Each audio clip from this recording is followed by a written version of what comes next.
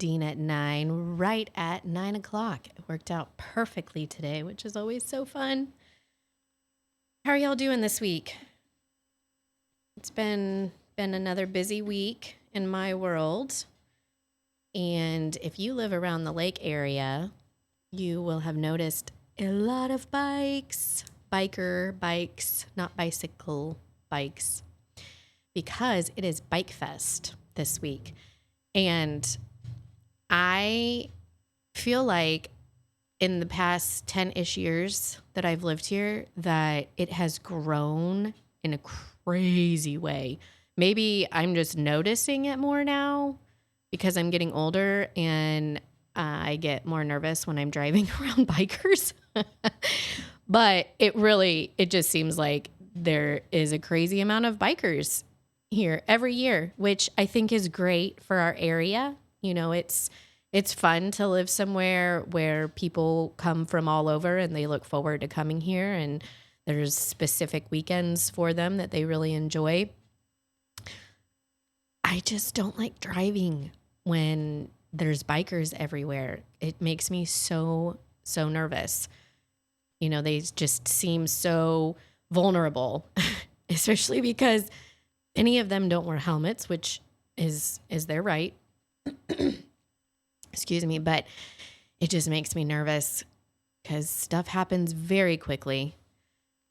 And there is the occasional biker that seems to think that wherever they are on the road, whatever they're doing, they have the right of way. I was driving down one of our main roads once, going, 55, 60 miles an hour.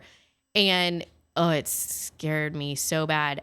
All of the sudden, so I'm driving one way, there's a car coming the other way, and there just comes up, a biker comes up the yellow line, splitting myself and the vehicle coming the opposite direction, and just goes right through on the orange line. I'm definitely not saying this is all bikers, but there are some bikers, and I think that all of you have probably encountered them, that just seem to think that they can go wherever they want. And it scared me so bad. I mean, I was literally like almost shaking while I was driving. It was very unnerving. So all of that to say, whether you're driving a vehicle or a bicycle this weekend, please be very careful and watchful. We don't want any accidents. I really hope that it's a peaceful weekend and that people just enjoy their time here, because the lake is a very enjoyable place to be. I've grown to love it much more over the years, so I'm grateful that other people love it also, because, we're a tourism area, and a lot of how we survive is on tourism. And that was one thing, I always worked in the restaurant business, and I worked in a lot of tourist areas. And what would always drive me nuts is when locals would kind of just be like snotty with tourists. They just, I think you know what I mean. Like, they just kind of would have this attitude. And I just would always think, like, this is how the locals, most of them in a lot of areas, survive, is by tourism. So why are they having such an attitude toward the people that are paying their bills? I didn't ever understand that, but that's, I guess that's just how things are sometimes. Like I said, I worked in the restaurant business for a long time, and so I was able to travel and live a lot of places that I really enjoyed, but I do love the lake area. The only thing that is sometimes, I think, a detriment to us is that because we are pretty removed from big cities and the rest of the world sometimes, I think that we get in our heads that we can't really be touched in this bubble. And that is definitely not true. We need to stay vigilant and make sure that we know what's going on around us and in the country. That doesn't mean that you just consume negative media all day, every day. There is a lot of positive stuff happening as well. So make sure you're staying informed with all of those things. But, if we, the people, don't take action, then someone else will, and someone else has for many years, and they are not living in our bubble, and they don't want us to live in our bubble. They want to pop our bubble. So just stay vigilant. I'm kind of bringing all this up because last night I went and listened to a presentation by Dr. Douglas Frank, which I actually just did a little search for him. I searched for him on DuckDuckGo. So it wasn't even, which maybe DuckDuckGo has been compromised. I don't know, because the stuff that it was pulling up was, it was just sheet after sheet of negative. And then finally I got to some of the positive media surrounding him. So Douglas Frank, Dr. Frank, has been going around for the past few years all over the country. I believe he said he's been to 48 states. And within each state, he goes into counties and helps them understand their elections. If they've been having problems with them, if there was some kind of, if there was a thought that maybe something was invalid, even you don't have to think that an election was stolen to want to validate it, to make sure that it was done correctly. Either side, don't you want to make sure that if you win, that you win fairly? When I'm playing a game with my husband, if he cheats and wins, which he does sometimes, if he cheats and wins, that's not really a win, in my opinion. So either side, this isn't, Dr. Frank wasn't just doing this because he was trying to prove a point about the 2020 election. He was trying to prove a point about the 2020 election, but it wasn't necessarily one-sided, because there is cheating happening on both sides of the aisle, people. You might not know this, but there is cheating happening because, again, we live in a fallen world, and people get hungry for power, and they do sometimes whatever they want to do to gain that power. So Dr. Frank he was a scientist, mathematician. His resume is incredible, but he had been going around and just dissecting in each county, comparing voter rolls with valid voters, and comparing the ballots to those voters, making sure there weren't just a bunch of stuffed ballots that were counterfeit. The analogy he gave was, you can have as much cash in the register as you want, and you can count it over and over and over and get the same results. But unless you take out the counterfeit money, you're still going to have the same results each time. And so it's basically that same kind of thought process with the ballots.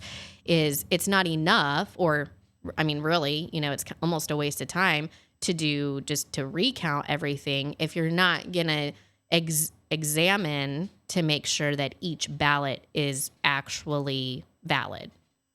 Each ballot is valid. So that's his big thing, is making sure that these ballots that are coming in line up with valid voters who are alive, who live in the state still, who are eligible to vote, who did actually vote. He actually told a story of a lady who, I believe, she had registered to vote in 1964, and she had never voted, ever. And then in 2020, she voted. So that was a little bit of a red flag. Obviously, it's possible. You can go your whole life without voting and then all of a sudden start voting. But since it raised a red flag, they went and knocked on the door of this lady, and just, they asked her, hey, did you vote in the 2020 election? No. My husband and I never vote, was her response. And are you sure? Because it says here that you voted. That's your signature. Nope, never voted. So this is a problem. This is the kind of thing that's happening. And it's happening in our state and in our counties. It's absolutely happening. He has all of the data to show it. And in a time where all of us like to think that technology and data mean everything, we kind of live our lives by it sometimes. He has all the data. He has all of the proof to show that there are some inconsistencies, and we the people need to step up, because if we don't have fair elections, we're not going to know basically nothing we do will matter then. Okay, Jeremy Jacobs is calling in. Hi, good morning, Jeremy. Good morning. Thanks for calling in. I had not introduced you yet. So everyone, this is Jeremy Jacobs. He is joining me today. He's from Bound for Life. He lives, well, I won't tell you where he lives. He works, or did you start Bound for Life, or do you work No. Okay. So he works with Bound for Life, which I'll let you tell a little bit more about. But I wanted him to come on today because, as I'm sure many of you know, the Amendment 3 issue went to the courts on Friday last week, and you can correct me wherever I'm wrong, on Friday last week, and then it went for a final hearing on Tuesday of this week. And so I don't understand that stuff super well. I mean, I understand what the outcome was, but I thought it would be helpful for you to come on and give a little bit more in-depth view of what happened. And then also let's talk about Amendment 3 so people know exactly what it is and what the consequences of it will be. So Jeremy Jacobs, everybody. Sure. So, well, thanks for having me, Nadine. Absolutely. So I do live in St. Charles County. I'm a resident of Missouri. But Bound for Life was born on the steps of the U.S. Supreme Court in 2004. We actually celebrate our 20th anniversary here in a couple of weeks on opening day of the Supreme Court. And we are a prayer ministry focused at the issue of life, and particularly aimed at the arena of government. So started in front of the Supreme Court, and we pay attention to a lot of what's going on in our court system, but just government in general, and we pray into those things. We practice what we call informed governmental intercession. So that is what it means. It means we stay informed on what's going on in government, and we pray into those things. Okay.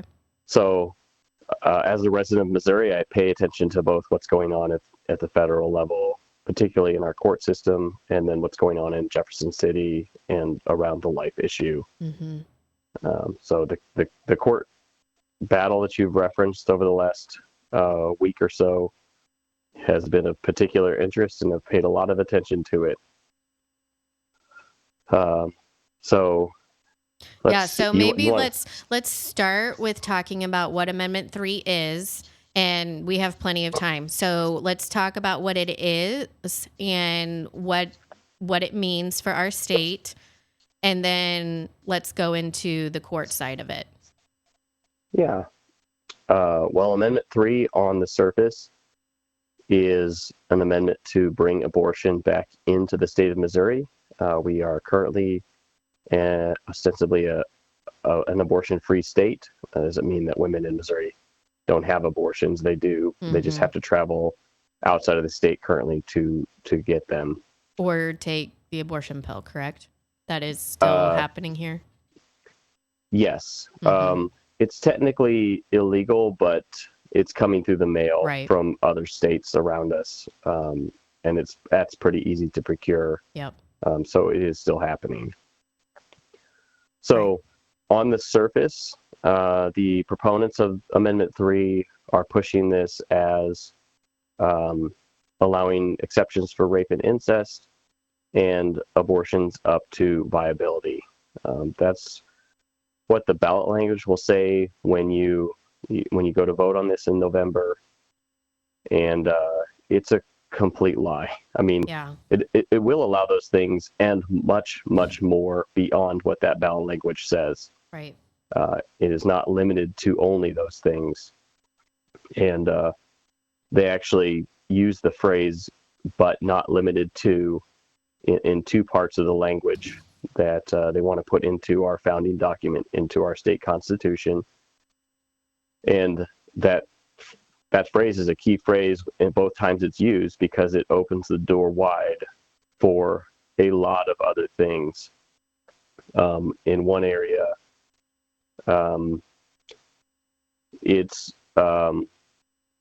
it's used to allow, it will allow gender transitions on minors.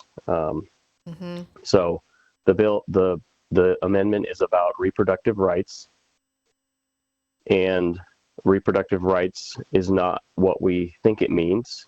Right. It means a lot more than just abortion. And if you want to do your own research, if your listeners want to do their own research, they can type reproductive rights, gender transition into Google or their search engine of their choice, and they're going to see a lot of search results from the left side of the aisle linking these two things together.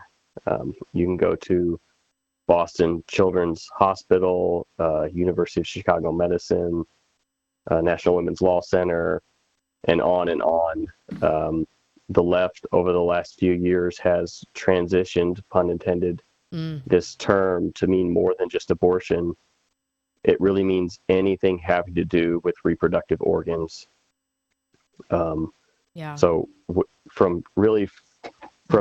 they've done this over and over again. We've watched them do this with language over the years, where they take a term and, let's say, diversity or equity, and some more recent ones.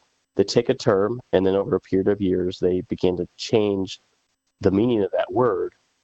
And then the conservatives are always left playing catch up, trying to figure out, like, well, what does this word mean now? And what are the implications of this new meaning? Yeah, it's so true. And that's where we are with reproductive health care or reproductive freedom is, a lot of conservatives still think this word means abortion. And we need to begin to program our minds to think anything in the arena of reproductive organs is part of reproductive health care, because that's where the left is now with this term.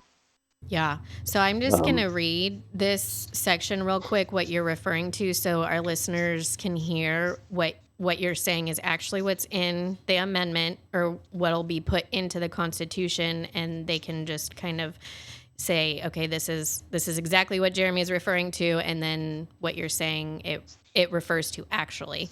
But it's, the government shall not deny or infringe upon a person's fundamental right to reproductive freedom, which is the right to make and carry out decisions about all matters relating to reproductive health care, including but not limited to prenatal care, childbirth, postpartum care, birth control, abortion care, miscarriage care, and respectful birthing conditions. So that's exactly what you're referring to when you say reproductive health care and including but not limited to, correct? Yeah, when they put that phrase, but not limited to, it means that the list following that is really just a list of examples and not a definition of the word. Because they're saying it includes these things, but it's not limited to that list of examples. And we can see from examples elsewhere in the culture, if you can just do that, a Google search, you're going to see that the left already includes gender transitions as part of reproductive health care. Mm-hmm. And didn't you even have an example of this up in Jeff City at the Capitol? I mean, it's not like this is happening outside of our state and we're not being touched. Like, this is actually happening in our state as well. It is happening. I mean, the boss or the Children's Hospital here in St. Louis just got in trouble a year and a half ago, where they were doing gender transitions on minors. And because of that, the legislature passed the SAFE Act a little over a year ago to make that, stop in the state of Missouri. Well, this would undo the SAFE Act. So that testimony you're referencing, we there was a bill in the Senate this last session, and I think it was April. The bill was basically to test the waters, to see if our understanding was correct. And there was a bill that simply defined that reproductive health care did not include gender transitions. Mm-hmm. And that would put that in the state statute that the word reproductive health care would not include gender transitions. And what we saw was the trans community came out and testified against that bill because, from their understanding, reproductive health care did include gender transitions. We had a man Mm-hmm. dressed as a woman, with makeup on and fake boobs and all, Mm-hmm. the whole Right. the whole getup.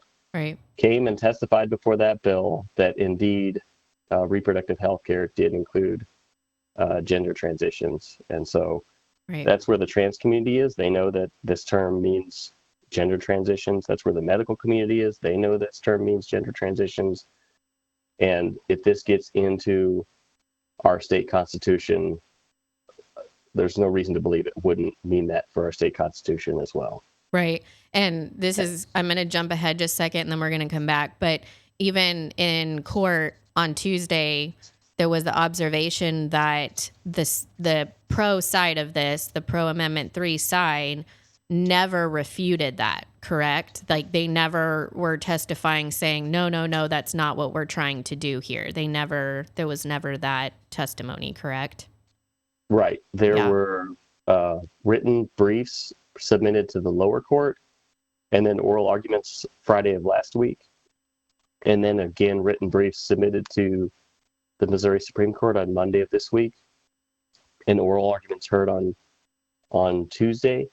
And in neither of those written briefs or in oral arguments in either case did the other side refute at all that reproductive health care included gender transitions. And that was actually central to the case that our side was making. I don't want to jump too far ahead, but central to the case they were making was that because of the various potential effects of the term reproductive health care, that isn't in the language, it's not a defined term. So right. What that means is that a court later would have to figure out what that term means. And central to the case was the argument that this term, reproductive health care, includes many things. It's not just abortion, and it violates the single subject clause. Right. And so central to that case, they were making the point that reproductive health care would include gender transitions. It could include human cloning, and affect IVF and a couple other things. And the pro Amendment 3 side never refuted any of those claims at all. And they had 4 chances to do it in written, 2 times written, 2 times oral before the court. And in none of those cases did they refute those claims. So we're pretty clear at this point that they know that this is about gender transitions on minors without parental consent. And so right, absolutely. they're acknowledging that this is a real effect of this amendment. Yeah, and I want to let my listeners know real quick because someone was trying to call in.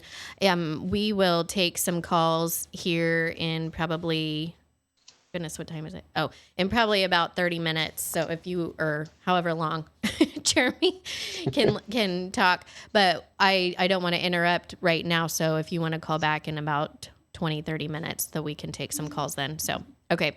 So let's jump back to the language of the amendment, the reproductive health, what that includes. So you said that this is something that the left has kind of been taking on their own definition of the word for a few years. How did you first discover that this would be what it entailed in our Constitution? Is it just from your knowledge of what's going on in the country around us, or how did you come about finding that out? It was early this year. Um, I want to say January-ish. I was sitting in a briefing with some pro-lifers, and we were just kind of reviewing the language of the amendment and looking at what are potential implications of this language. And as I was reviewing it, it just kind of stood out to me that the left has, again, somewhat pun intended, transitioned from the term women's health care to reproductive health care over the last few years. So you'll notice the left doesn't really use women's health care anymore. That's true. And a lot of that is based in trans ideology because they can't call them women anymore. In fact, this amendment doesn't use the word woman anywhere at all. Yep. It uses the term pregnant person. So I was just kind of noticing that in the language. They weren't using the term women's health care anymore like they used to, 5 or 6 years ago. And the words "but not limited to" just kind of leaped off the page. I went home from that meeting and just started doing some research and really started to quickly understand that, this is more than abortion. This is a lot more than abortion. Right. Well, So then I have friends. A friend of mine runs the Judicial Action Group. They're a U.S. constitutional attorneys. He's down in Georgia, and they've argued before the Supreme Court. They've helped President Trump with some of his judicial picks, and so they know their stuff. And I sent some information down to him and said, "Hey, can you research this out? Just make sure I'm not crazy here, or I'm reading this wrong." And they wrote a white paper. They did a bunch of research, wrote a white paper on it, and got a lot of signatures to sign onto the statement. So the understanding is becoming more widespread in the pro-life community that this term, reproductive health care, reproductive freedom, is not just abortion. Right. And we need to be aware of that really nationwide. It affects Missouri in particular, but it's everywhere. Yeah, absolutely. And so, for me, I've always been against killing babies, even when I wasn't really walking with the Lord. That was just something that I just knew was wrong. However, with this amendment, as a mom, what affects me personally with it is this transgender side of it, because of the language in the amendment would also basically take away parents' rights, correct? Yeah. So can you talk about that side of it? Yeah. I'm looking at the language here. Right. Section 3 says the right to reproductive freedom shall not be denied, interfered with, delayed, or otherwise restricted unless the government demonstrates, and it goes on from there. Right. So the only carve out in the language, according to Section 3, for any restriction is the government. That means that no one beyond the government is allowed to deny, interfere with, delay, or otherwise restrict the process of reproductive health care. And again, that means more than abortion. Right. It does include abortion. So this means that if no one but the government can do it, that includes parents. So parents would lose the right to deny, interfere with, delay, or otherwise restrict the process of an abortion with their minors or a gender transition with their minors. So, and we don't know yet. Some of this will get played out in court over the next coming years, but we have to assume on the front side the worst possible scenario, because we don't know what the outcome is, and we know the left always pushes the boundary with this kind of language. Yep. And will try and push it as far as they can. So what does it mean when it says that you're not allowed to delay? Does that mean that a 14-year-old comes home and says, "Hey, Mom, I'm pregnant and I'd like to get an abortion," and Mom says, maybe we should have a conversation about that before you make this decision. Can we can your dad and I sit down tomorrow evening and talk about this? Well, is that delaying? Is she in violation? Would she then be in violation, the mom or the parents be in violation of our Missouri State Constitution if this gets into our Constitution? Because if this is in our Constitution, it says that that right shall not be delayed. Right. So the implications really here are complete loss of parents' rights when it comes to what their children are doing, or even the knowledge of what their children are doing. So I just talked about an example with abortion, but the same would apply to a gender transition. And this just happened. I just saw it in the news last week. I forget, I think it was Montana, or might have been Idaho. Child Protective Services came and took a child away from a family that the child wanted to gender transition, and the parents did not want to allow that to happen. So this is happening already in other parts of the country where, children are being ripped out of the home because they want to do something their parents disagree with. And with this kind of language in our state constitution, it's not a stretch at all to believe that this would begin to happen in Missouri. Yeah, absolutely. And I've got 8 children. Some of them are grown and out of the house now. I can tell you assuredly that teenagers don't always think about the future well, or have a proper understanding of what life is. They don't make the best decisions. And to let a teenager, or even a young child, because they're transitioning in younger and younger ages, to let them make permanent life-altering decisions to their bodies that essentially, if you're talking about a 5 or 6 year old, that's chemical castration for life. That is a permanent life-altering decision that should not be made by a 5-year-old or a 7-year-old. Absolutely. And yet this language would allow little Timmy to go to the school counselor and say, I'm really struggling with anxiety or whatever. And the school counselor to say, Timmy, maybe you should try being a girl. And, the Planned Parenthood mobile unit will be here next week in the parking lot. And we can get you an appointment, and they can start to give you some gender transition drugs. And we don't have to tell your parents. They don't have to know. We can start to call you a different name. And the name thing is already happening. They're already socially transitioning kids in public schools in Missouri now. And Planned Parenthood has mobile units. If you're paying attention to the news, they had one up at the DNC just a few weeks ago. Planned Parenthood absolutely has mobile units. And they're quickly becoming one of the nation's largest providers of gender transition drugs, of those hormone therapies. Right. I mean, I'm here in the suburb of St. Louis, and the abortion clinic down on Forest Park is still open. Even though abortion is banned in Missouri, they stayed open. And the reason is because adults, or supposedly only adults, can go there and get their gender transition drugs. They administer those and give them out. And so they're already in that business.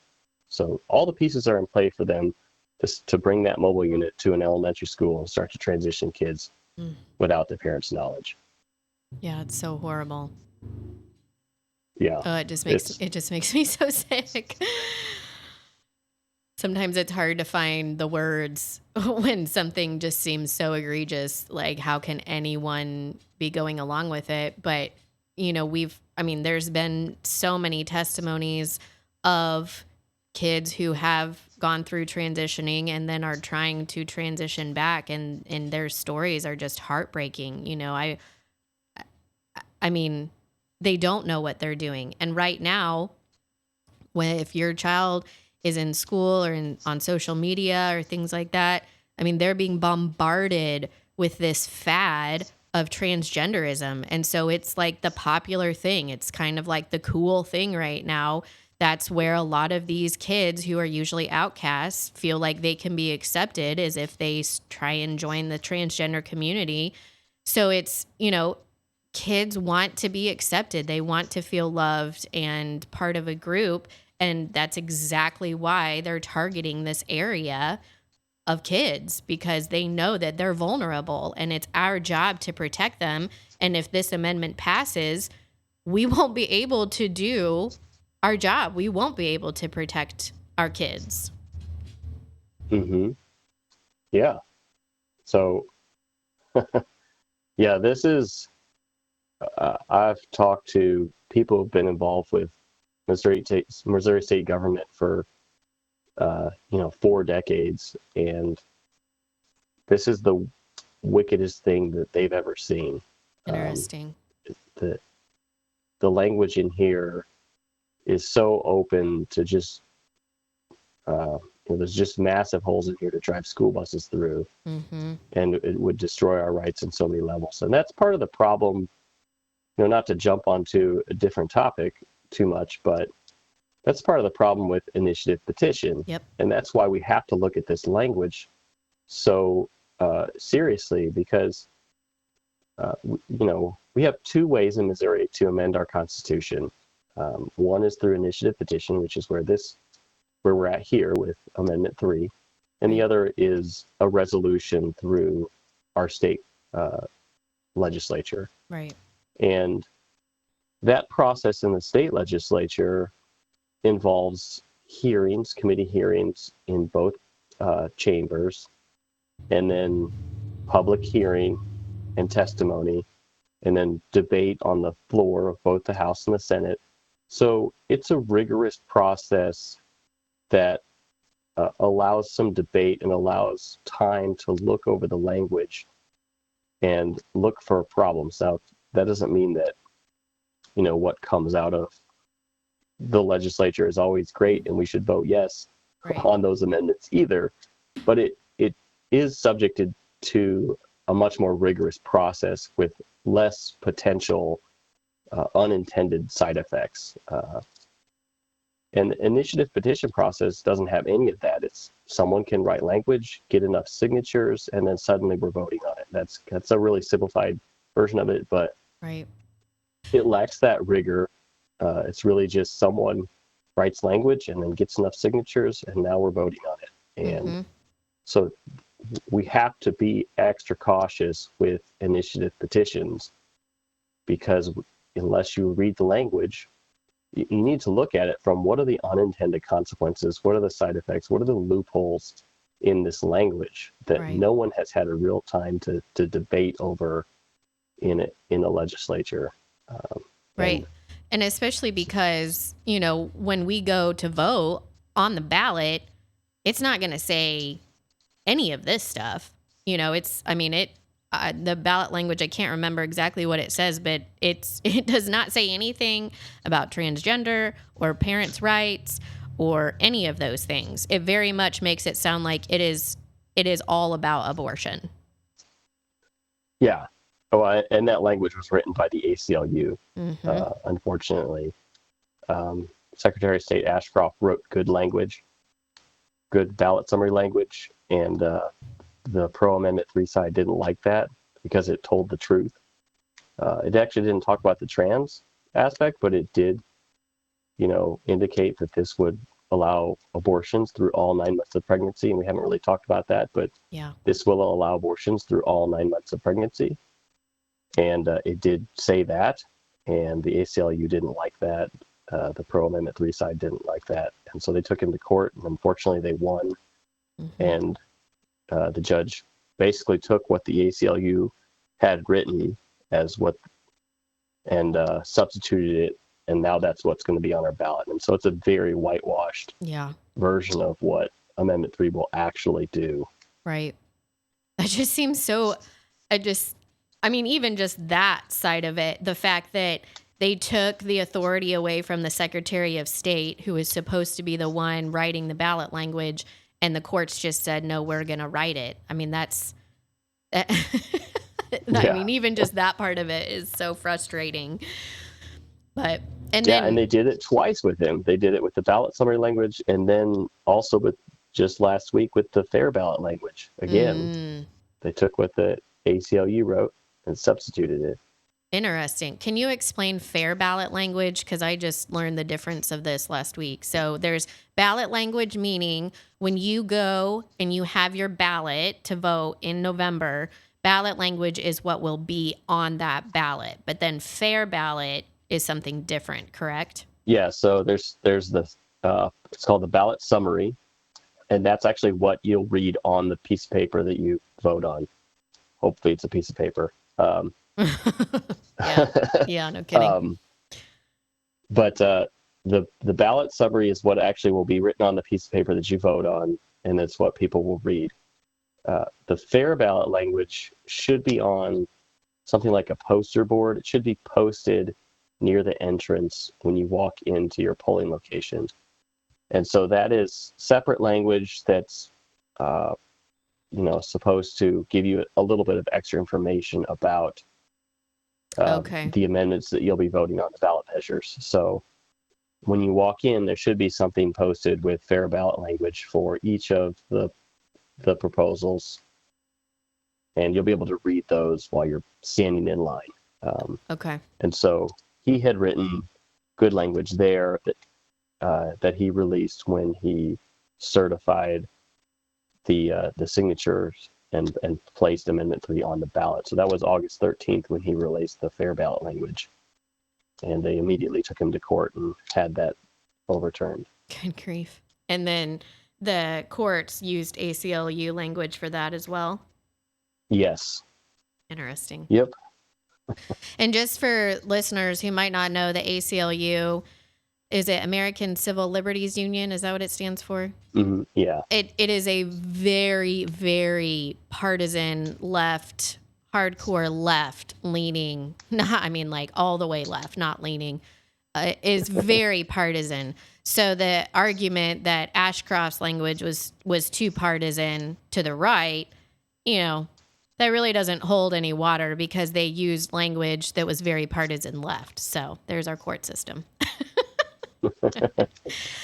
Okay, so is there more that you want to talk about specifically about the amendment, or do you want to move into what happened with the courts? I know there's always a lot more with the amendment, but if you read through this language, there's probably a couple dozen potential issues with the language. Some of it gets down to the weeds, so we don't need to get too into the weeds.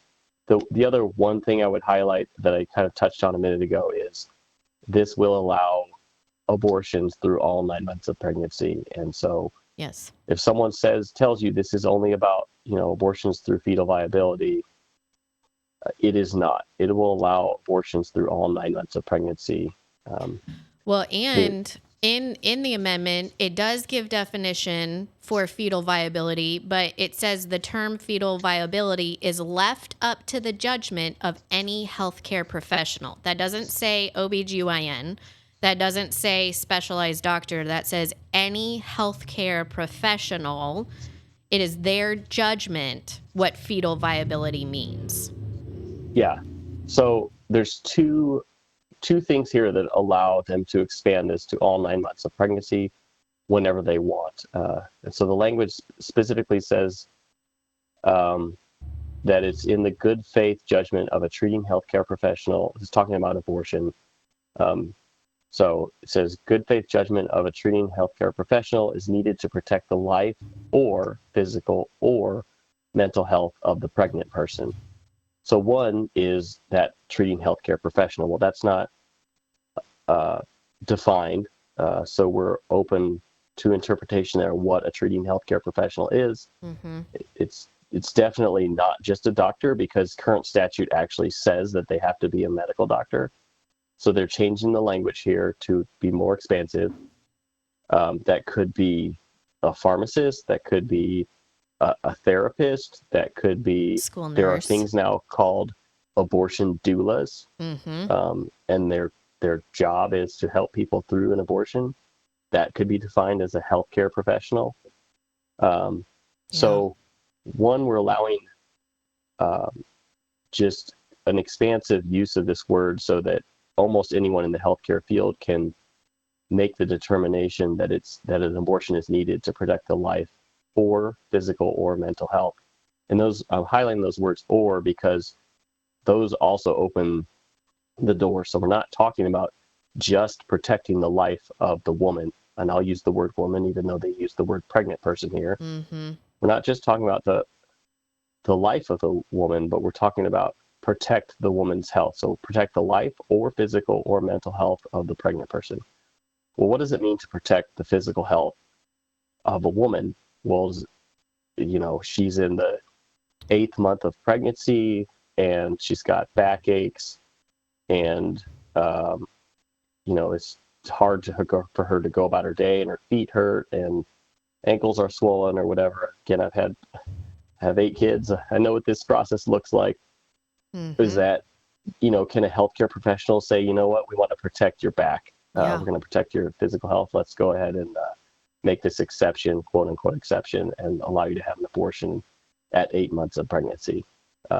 Well, this language opens the door for that. And then the mental health is also another door for that. So you could be talking to a psychiatrist and, I've got a lot of anxiety about how I'm going to provide for this baby and I don't even have a crib yet. And, I'm just really anxious about this. Well, okay, Yeah. well, we want to protect your mental health. So we can go ahead and get you an abortion now. Yep. So these exceptions basically mean that the door is wide open for an abortion through all 9 months of pregnancy, including partial birth abortion and probably infanticide. We know that infanticide is happening Mm-hmm. in other states. Tim Walz's Minnesota, they recorded, it's on the record, it happened 8 times during his governorship. And then he changed the rules so they don't count it anymore. So we really don't know how many times it's happening because they don't want people to know. Right. But it is happening in other states, and there's no reason to believe that we wouldn't have infanticide here in Missouri, given this language. Right. I actually read, because, after the debate on Tuesday, when Trump had made the statement that, basically what you said, that there are babies, that infanticide is happening, that there are babies being left to die on the table. And that he was, fact checked by the commentators saying that there's no state that it's legal to do that. Well, there are, in fact, 15 states that it's legal Mm-hmm. to leave a child to die after a botched abortion. Mm-hmm. So it is happening. And if this gets into our Constitution, we will be the 16th state. Yep. And this language is so expansive, we would be to the left of California and New York and Illinois when it comes to abortion and gender transitions. Goodness. To me, when I hear all of this, I just think they're trying to make a statement, because if they can change a state that appears to be very red to be this left, then it just paves the way for every other state, really. It takes a bunch of money and lies, and they're there. And if they can get it done here, then what's to stop them in any other state? That just, to me, it just seems like they're trying to make a huge, huge national statement in our state. Mm-hmm. Yep. We were the first state to be abortion free. Yep. Within 15 minutes of the Dobbs decision coming down on June 24th, 2022. It was a great day.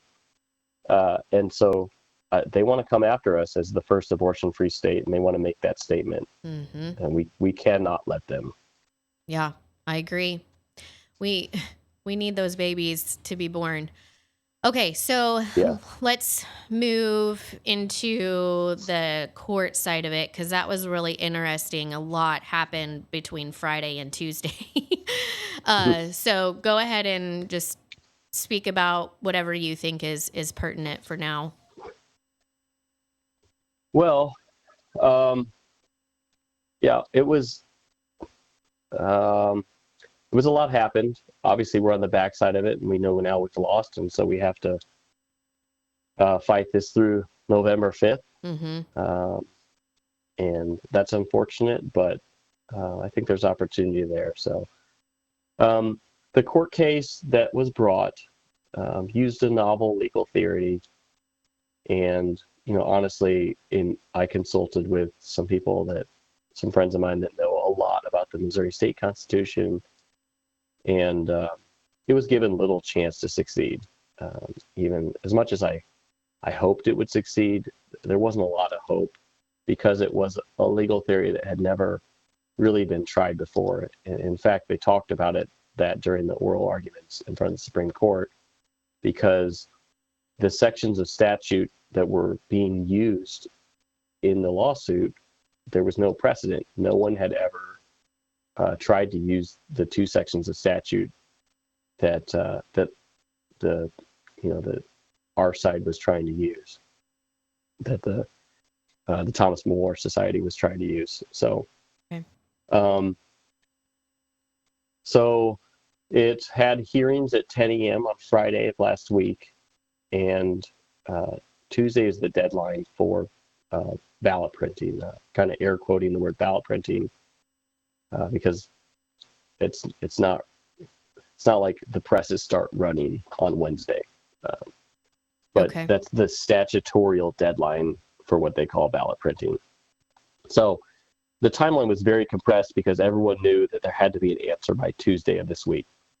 Right. So there was a hearing Friday morning, and Judge Limbaugh heard that. A judgment was expected pretty quickly, and he did that. I think it was about 9 p.m. on Friday evening that he released his judgment, and he sided with the Thomas More Society, and said that the Amendment 3 should be removed from the ballot. That was a fun victory for the moment, but we knew immediately that was going to get appealed up. Right. It was appealed to the Western Court of Appeals, and they passed it on to the Supreme Court, which was a good thing. The Western Court of Appeals is probably the most liberal court in our state. It's over in Kansas City. So I was kind of happy that they passed it on to the Supreme Court. The Supreme Court took it up Sunday afternoon and scheduled written briefings due by noon on Monday, and then oral arguments at 8:30 in the morning on Tuesday. And those were all filed. why did Judge Limbaugh initially say that it should not be on the ballot?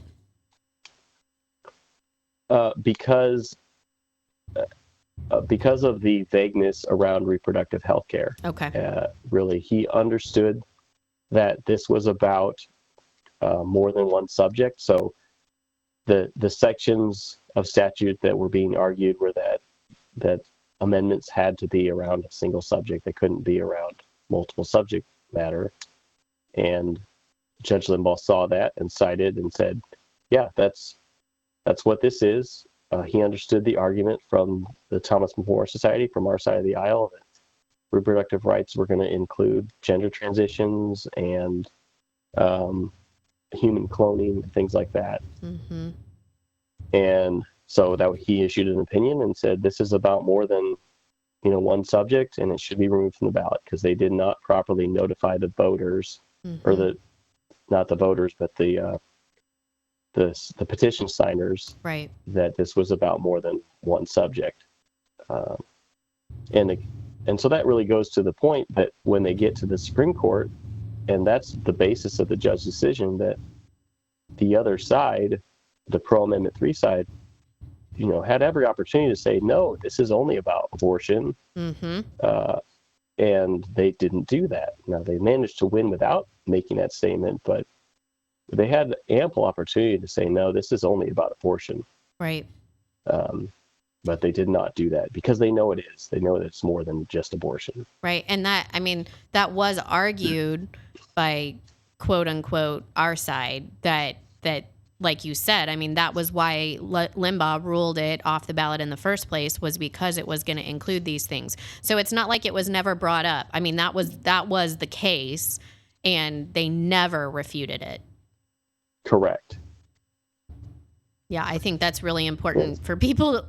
This isn't just us trying to make a mountain out of a molehill. This is very real, and the other side is not saying it's not. So it's happening in our state. Yeah. I mean, if you want to get some duct tape, as Glenn Beck would say, and wrap it around your head and have some fun, you can go to the Missourians for Constitutional Freedom. That's the other side. That's the organization that put up this ballot measure. You can go to their Facebook page, and it's, it's difficult to read, from their side, all their arguments, but there are people on that page asking them to publicly deny that this does not include gender transitions, and they remain silent. Interesting. So, in a public forum, they won't deny it. In the court, they won't deny it. They know what this is about. Yep. Yeah. So then the decision came out, I think around 3 p.m. on Tuesday, that, this was going to be put back on the ballot. And so here we are. It's back on the ballot, and we've got to fight. Yeah. I think, as I've looked, I'm not fully an optimist, but sometimes I have optimist leanings. And so I kind of look for the silver lining in some of this stuff. And I think that there's a silver lining in it is that this will require of the state of Missouri that the church wake up.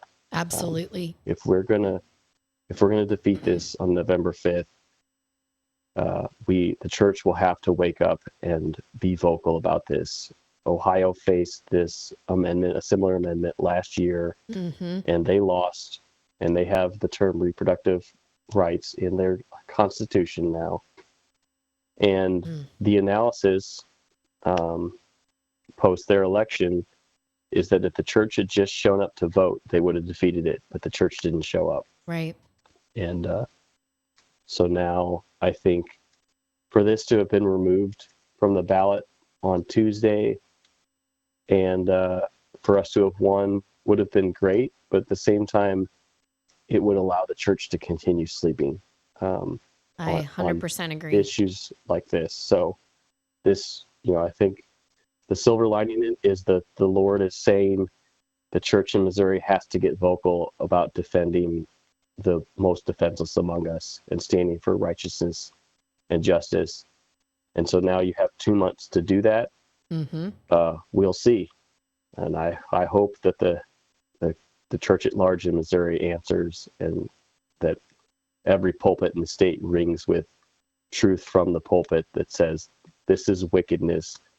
These are, babies that cannot speak for themselves, and children whose bodies will be mutilated. And we have to stand for justice and righteousness in our state. Absolutely. So why did the Supreme Court on Tuesday rule that it should be back on the ballot? I don't know. Oh, okay. That's probably a terrible answer. So when they released the decision on Tuesday, what they released was only the decision and opinions to follow. Oh, okay. So they That's didn't right. actually give their opinions. They have not. So my immediate turn was to go, okay, well, we got to fight it.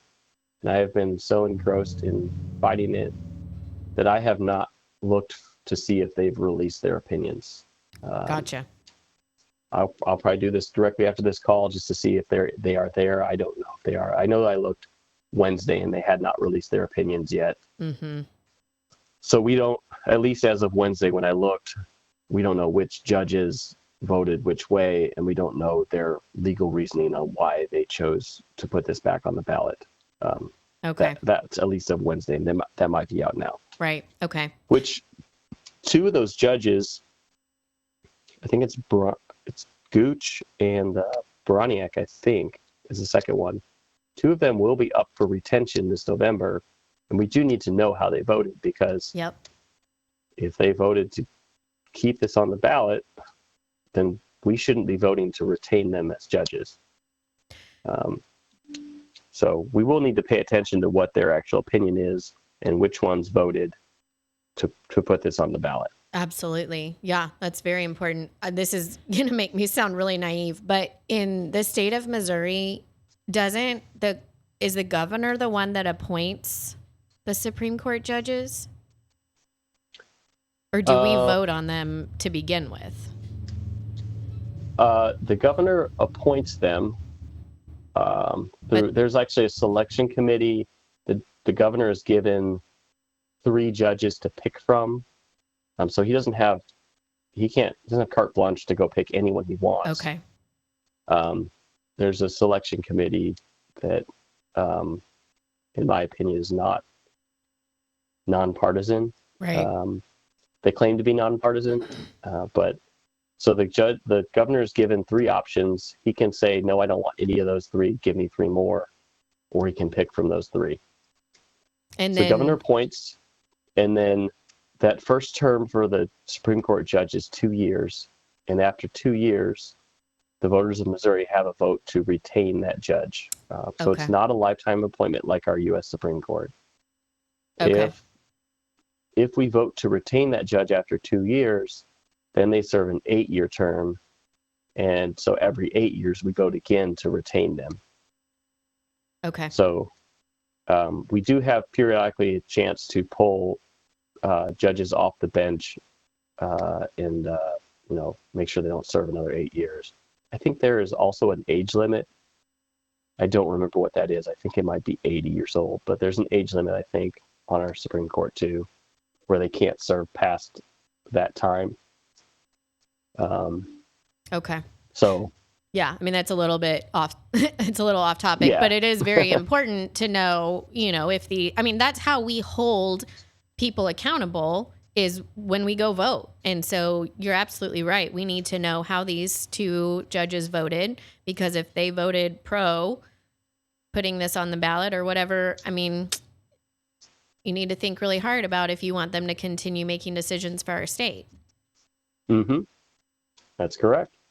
Yeah, absolutely. So, now I'm going to be really honest. I didn't really know which way I was leaning with the whole court case. Like, I didn't know, because kind of what you said is I feel like the silver lining is that this is the opportunity for the church in Missouri to wake up. And so many of us have such a desire to see that happen that I'm so, so hopeful.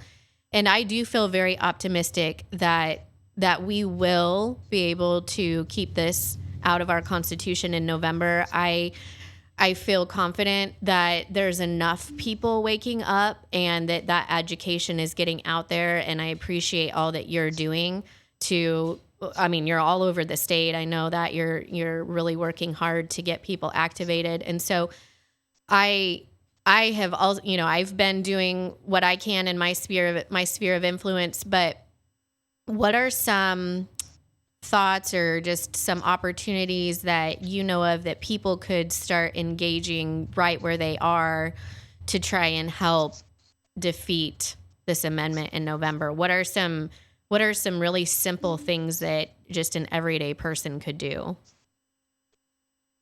Well, I'll start with the easiest and most obvious, but potentially the most neglected, and that is prayer. Absolutely. We need to be praying for our government. 1 Timothy 2 says, pray first for kings and those in authority. So we need to be praying against Amendment 3. We need to be praying for our government, and that needs to be a high priority in our prayer life. So that's the first and most obvious.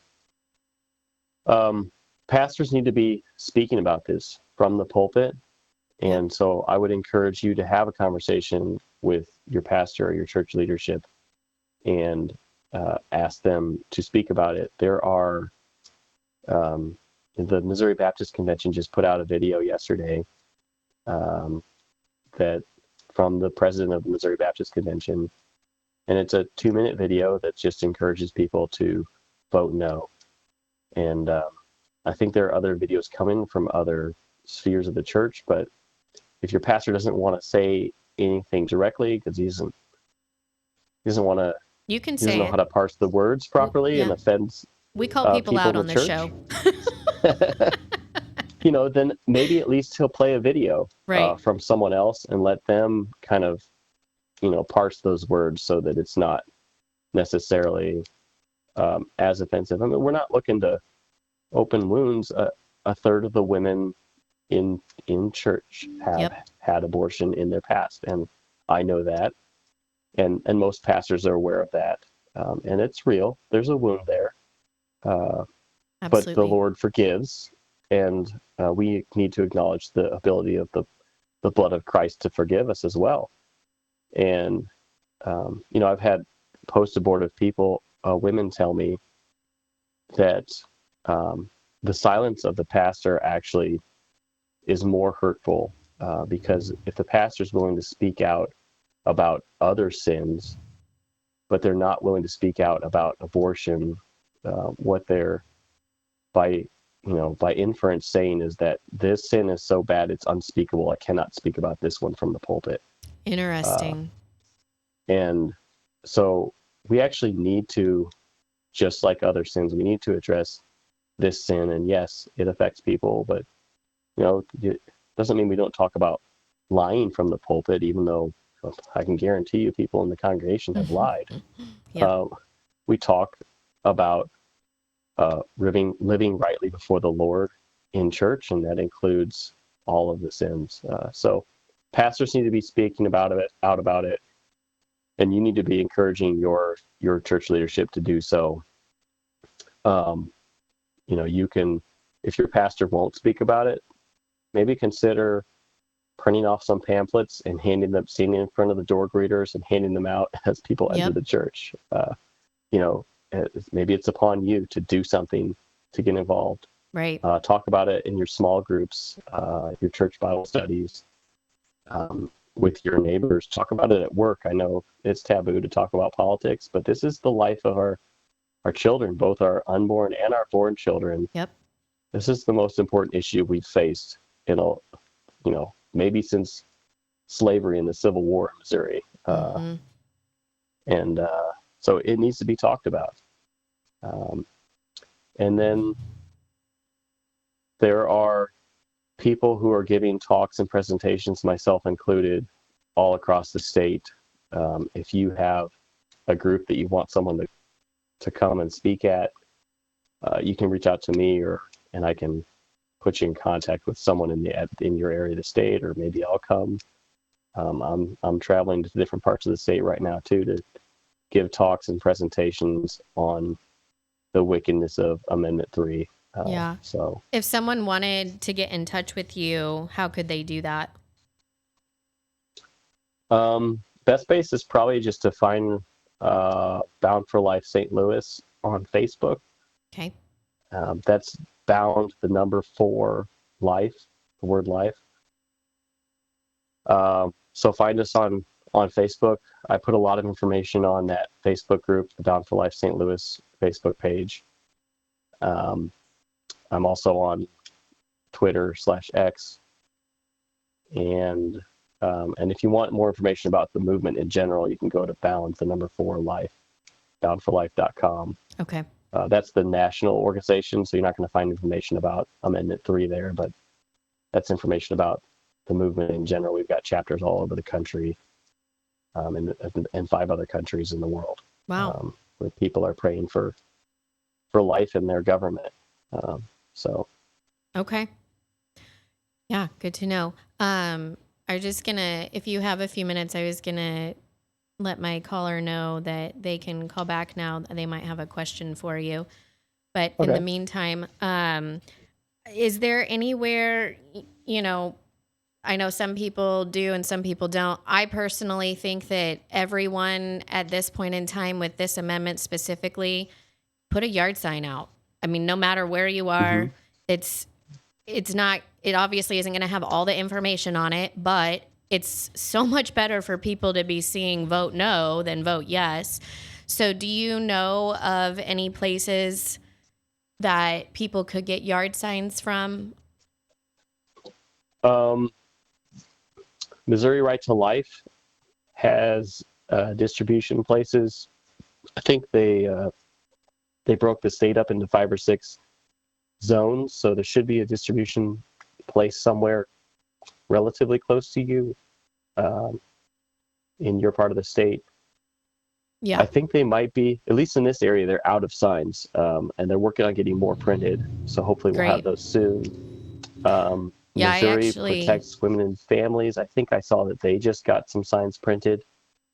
I don't know what their distribution network looks like. I actually need to talk to them today. I'm actually I'm actually the distributor for Miller County, and then I know who the Camden and Morgan County distributors goodness are. I have 40 yard signs to distribute.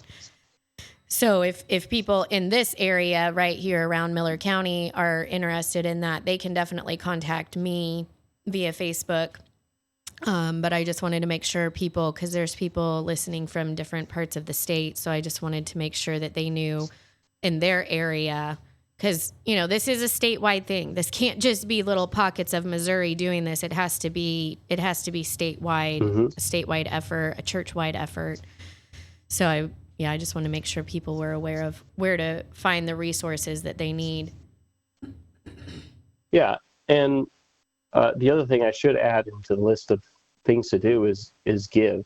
Absolutely. It doesn't have to be a lot, or maybe you do have a lot to give, but the other side has $16 million Yep. already to push Amendment 3, and we will need money to fight this. Just to print signs, there's our side, from my estimation, from talking to people, has probably got around 1 million at this point, but that's still way under 16 million. So Yes, it we need is. money to run. We're going to need to run TV ads, mailers, print those yard signs, billboards, all of that stuff. And so if you have the ability to give, I would encourage you to give to an organization. There are a number of them that you give to. I don't represent any of them, but find somewhere that you align with and give to them so we can fight this. Absolutely. I know, you mentioned Missouri Right to Life. There's also the moprotects.org. Mm-hmm. That's M as in Mary, moprotects.org. They're doing a lot, with signs and whatnot. Excuse me. I know Jody Grace Ministries is doing quite a bit, especially on the education side, just trying to make sure that people are aware of what's going on, but also printing stuff to hand out as well. And there's also opportunities with our local pregnancy center. Sorry, it's morning allergies. With the local pregnancy center, they're going to be walking in 2 parades, in the Turkey Fest and the Apple Festival. And we'll be handing out little cards with a brief summary of information about Amendment 3 at those parades. So you can join one of those parades with the pregnancy center. And definitely what I keep telling people is, even if you feel uncomfortable talking to someone about this, you cannot let that stop you anymore. There is no more time to sit silent. Every single person has to get active with this, because we need, I believe in, I don't know if you know this for sure, but I believe that I was told it's going to take 2 million votes to win this, but to get the no vote on this is going to take 2 million votes in our state. And that clearly, we have that with people sitting in pews across the state of Missouri. Mm-hmm. We're in the Bible Belt. We have those numbers. It's just going to take action. And so I really hope that people listening today will share this and they will get involved, and that they've learned something from your information, because it is very important. It's really scary what's happening. But, yeah. Yeah, it's complete wickedness, and we need the church to use their voice in this hour. I think history judges the churches in the 1930s and 1940s Germany who just sang louder as the trains went by, instead of getting involved to stand up for righteousness and justice. Right. And we don't want to be judged by history in the same way. We need to be vocal in this hour.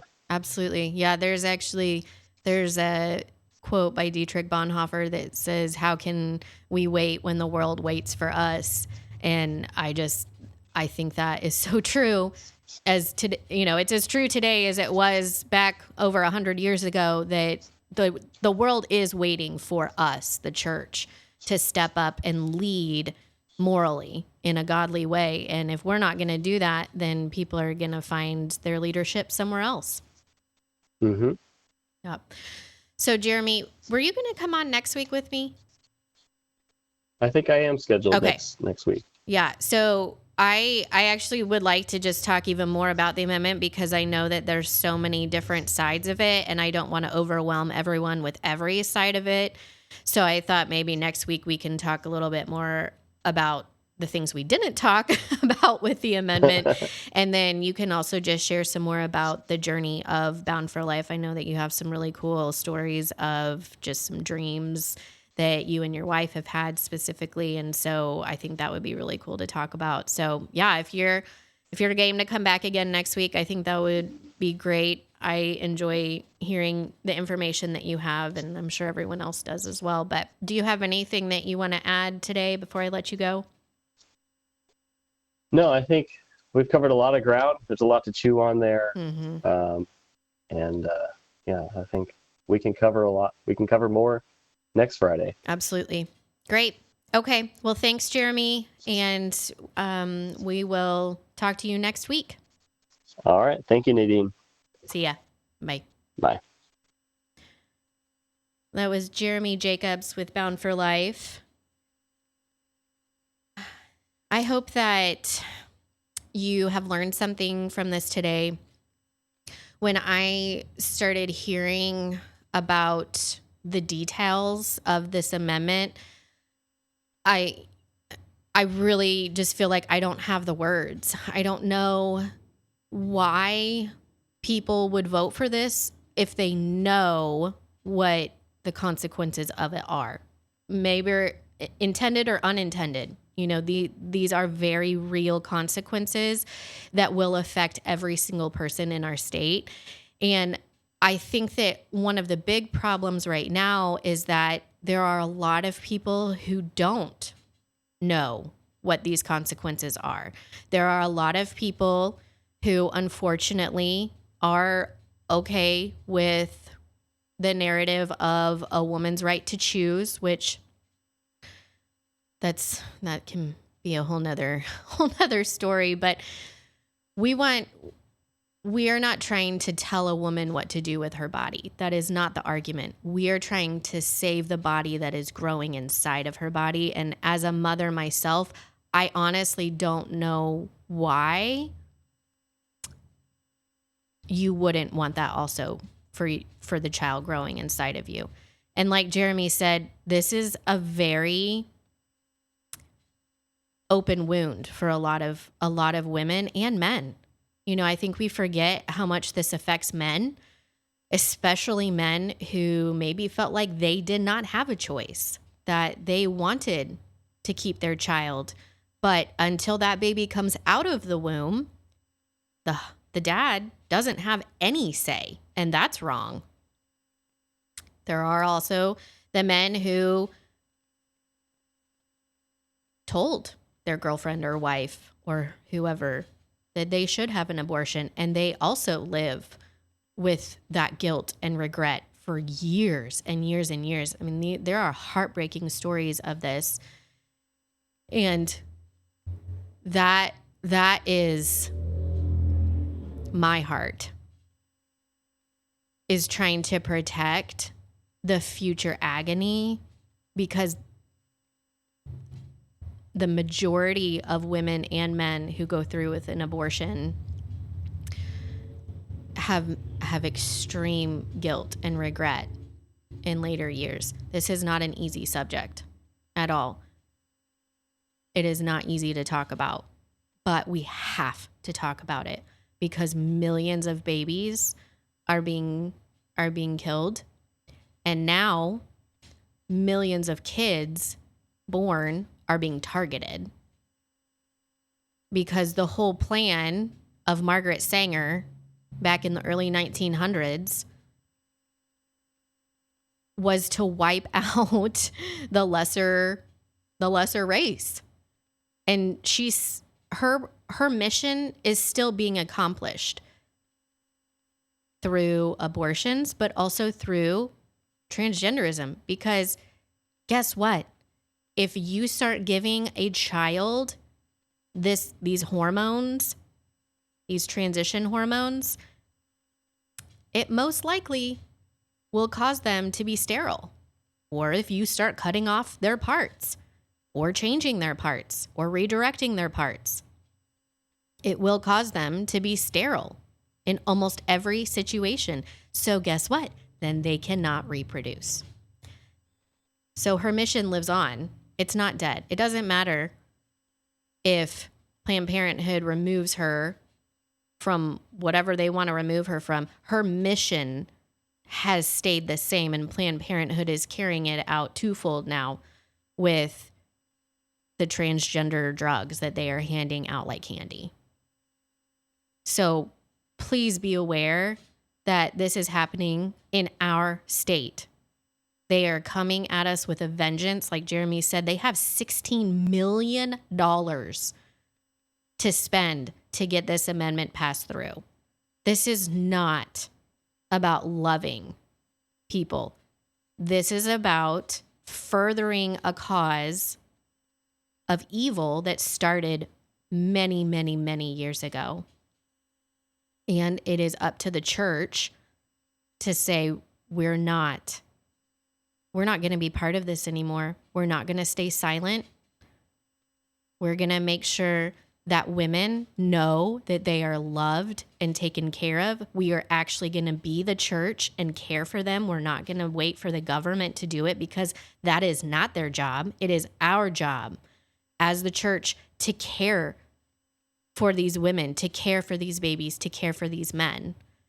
And I can tell you 100% our local pregnancy help center in Camdenton is doing that. Absolutely. You can go and take a tour of there. You can go and see all of the good that they're doing. You can hear testimonies from women and men and their kids because some of, the pregnancy center has been there for a long time doing the work of the church. And I say that as a general church, that they are loving these women and helping provide for them when they need it, and then equipping them to go out and care for themselves, because it's not loving to just keep telling someone to come back for more and more and more so they're dependent on you. You need to teach them how to care for themselves so then they can care for their children as well. That's how we create a better society. And speaking of the pregnancy center, I'm actually going to have the director, Teresa Faber, on not next week, but next week. There are some really amazing stories, some beautiful, beautiful stories of lives saved and just women and men who have felt completely hopeless and lost until they've gone there, and they know that they're not alone anymore. So I would encourage you that is another way that you can be involved in this fight, is give to your local pregnancy center. They're right here in your back door.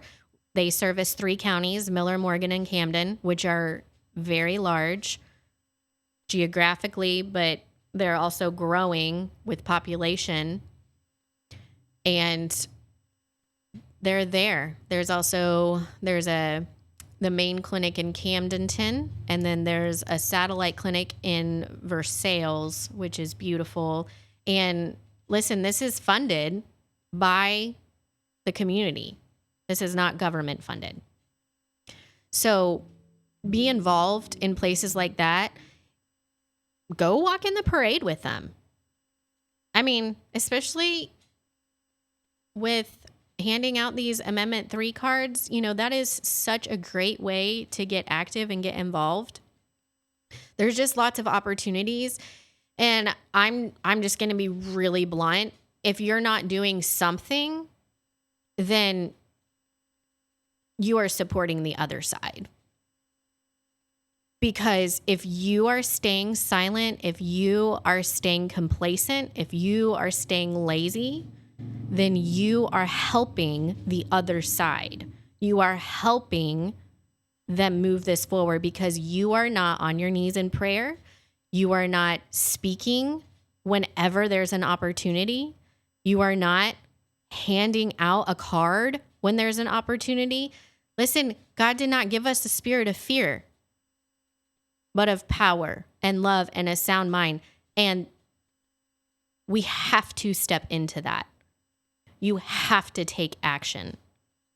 There are lots of us who we are running ragged with this because we know of how badly it will affect every single person in this state. And myself as a mother, it will absolutely affect me.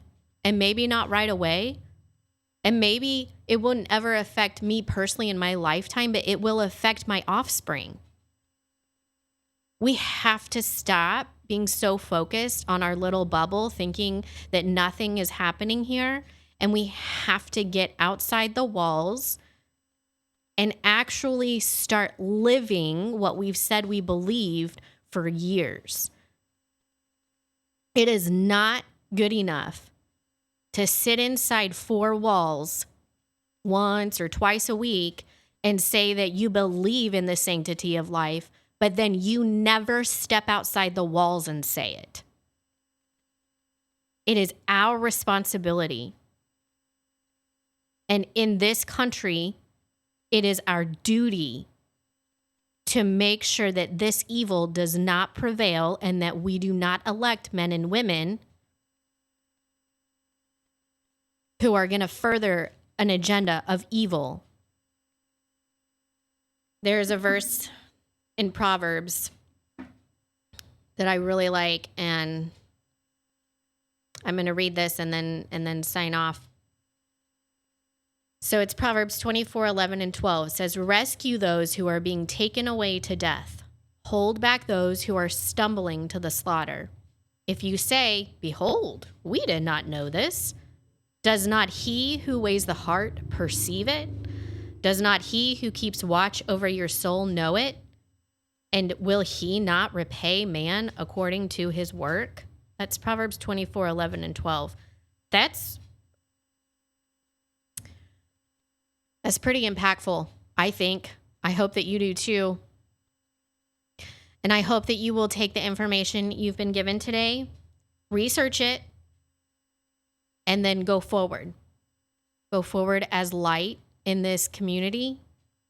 And wherever your sphere of influence is, it might not be big. That's okay. Your sphere of influence is exactly where you're supposed to be. So speak up, be bold and courageous, and do not let the enemy have another victory. We know that ultimately in the end, because of Jesus, the war is won by good. But we have these responsibilities along the way to ensure protection over those who need it. I am live at Dam Radio in the Lake Ozark Real Estate of the Art Studio. Again, please be very careful this weekend around the lake area. Make sure you use your turn signals. And I will just say that I've enjoyed being with you, and I hope that you all have learned a lot today and that you continue to tune in. Oh, please find me on my YouTube channel. All of my shows are on there. It's Nadine at 9, the number 9. But all my shows are on there, and then today's show will also be on there. this afternoon. So please share it. And then last week's where we talked about the casino, this information has to get out. So please share it. Please feel free to call in. Please feel free to comment. And just remember that until next time, let's not act like children.